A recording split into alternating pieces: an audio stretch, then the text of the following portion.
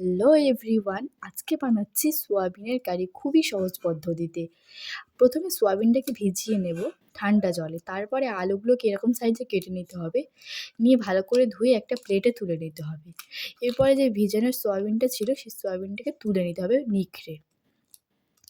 সবগুলো একটা প্লেটে তুলে নিতে হবে। এবারে একটা উনানে কড়া বসিয়ে তার উপর তেল ঢেলে দেব, দিয়ে তেলটা গরম হয়ে গেলে তার উপরে ছেড়ে দেবো আলু কটা ভেজে নেওয়ার জন্য। সবগুলো আলু দিয়ে ভালো করে ভেজে নেব।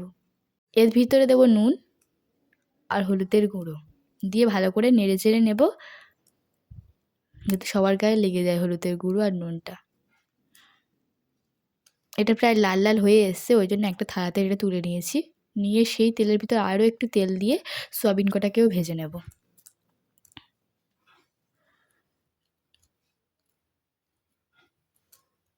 সয়াবিনটা ভাজা হয়ে এসছে, এবার এটাকেও একটা প্লেটে তুলে নেব। তারপরে শিলে বেটে নেব আদা,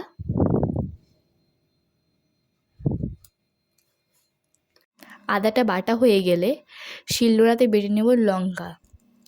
আমি এটা শিলে বেটেছি, আপনারা যদি গোটা গোটা দিতে চান সেটা দিতেই পারেন। যতক্ষণ লঙ্কাটা বাটছি ততক্ষণ আপনারা আমাদের চ্যানেলকে লাইক, সাবস্ক্রাইব, ফলো করে দেবেন। এটা বাটা হয়ে গেছে প্রায়, এবার এটা প্লেটে তুলে নিয়েছি। তারপরে কড়াইতে দিয়ে দিয়েছি সর্ষের তেল, এর উপরে দিয়েছি ফোড়ন। এবার দিয়ে দেবো 2 কুচি দারচিনি, তারপরে দিয়ে দেবো শুকনো লঙ্কা, এরপর দিয়ে দেবো তেজপাতা, তারপরে দিয়ে দেবো চিনি, আদা বাটা, তারপর দিয়ে দেবো লঙ্কা বাটা, তারপরে দেবো টমেটো। এবার দিয়ে নাড়ব। এরপর দিয়ে দেবো নুন, তারপরে দেবো তো হলুদের গুঁড়ো, তারপরে দেবো লঙ্কার গুঁড়ো, দিয়ে ভালো করে নেড়ে চেড়ে নেব যাতে সবার গায়ে নুন, হলুদ গুঁড়ো আর লঙ্কার গুঁড়ো লেগে যায়। যখন দেখবেন মশলা থেকে তেল উঠছে তখন এর মধ্যে আলুগুলো দিয়ে দেবেন।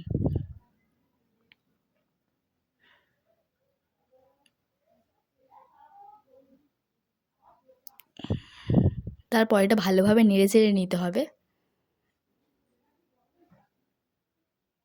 এরপরে দিয়ে দেবো একটা সিক্রেট মশলা। এই মশলাটা জানার জন্যে আপনারা আমাদেরকে কমেন্ট করবেন, আমি কমেন্টে অবশ্যই বলে দেব।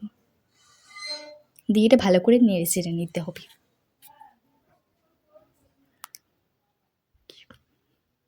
তারপরে দিয়ে দিতে হবে সোয়াবিনগুলো একে একে, দিয়ে এটাকেও ভালোভাবে নেড়ে চেড়ে নিতে হবে। তারপর এর ভিতরে দিয়ে দিতে হবে পরিমাণ মতন জল, দিয়ে ঢাকা দিয়ে রাখতে হবে।